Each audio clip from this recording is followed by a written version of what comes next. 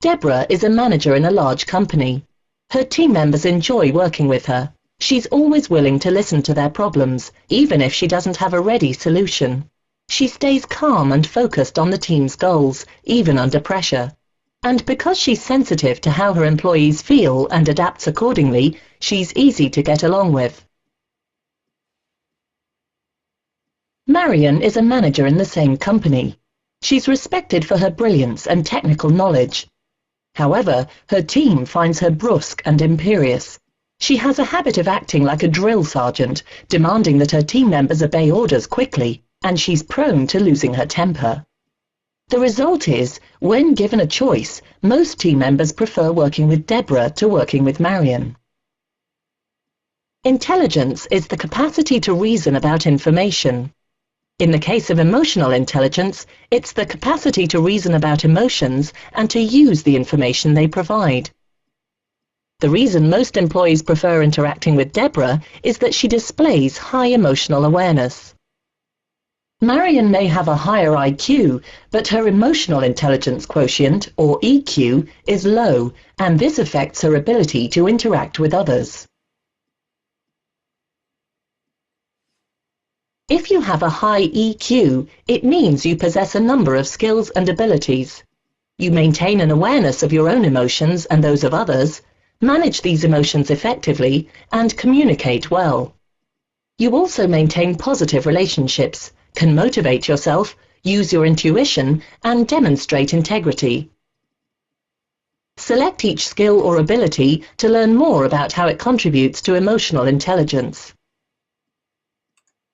Emotional awareness helps you control your own emotions and pick up on those of the people you interact with. Without emotional awareness, you'll be unaware of how your emotions affect the decisions you make and incapable of regulating their influence on your actions. You'll also be incapable of appreciating their effects on others. We've all come across people who can't control their tempers or who act on impulse without first stopping to consider the consequences of their actions.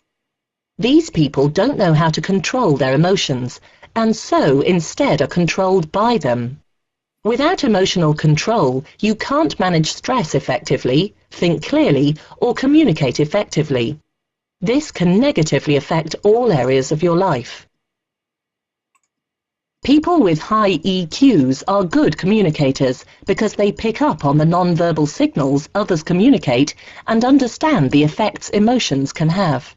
This helps them listen effectively and make those they interact with feel understood. This also encourages people to communicate more effectively in return.